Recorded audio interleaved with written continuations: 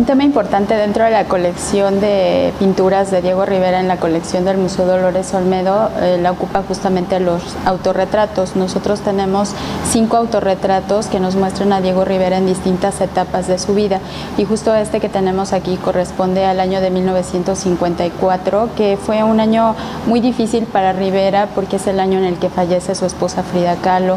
En ese año también le detectan cáncer de próstata, y entonces digamos que a nivel físico y a nivel anímico pues viene un deterioro muy fuerte en su persona.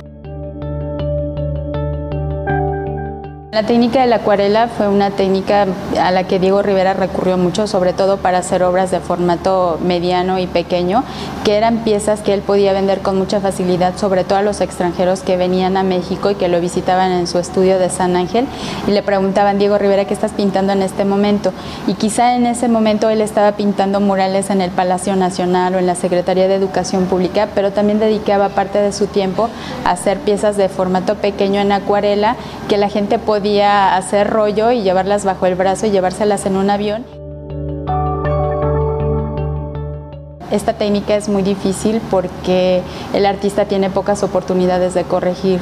Una vez que ha hecho el trabajo sobre el papel, pues ya no hay marcha atrás. No es como en el caso del óleo, que si hay algún detalle que al artista no le gusta, puede colocar un nuevo color sobre el que ya ha puesto y corregir cualquier situación o cualquier detalle que no esté bien. En el caso de la acuarela no.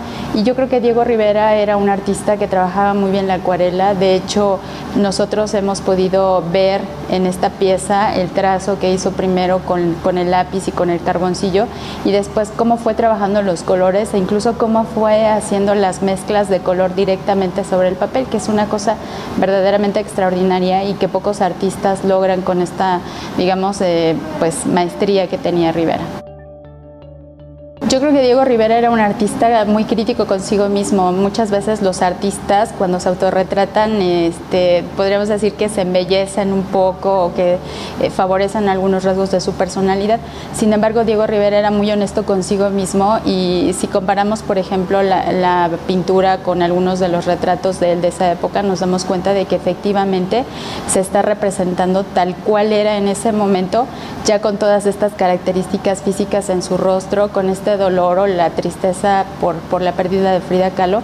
Pero también hay una situación muy interesante, y es justamente la meticulosidad que él tenía como artista para pintar, y en este caso para hacerse un autorretrato.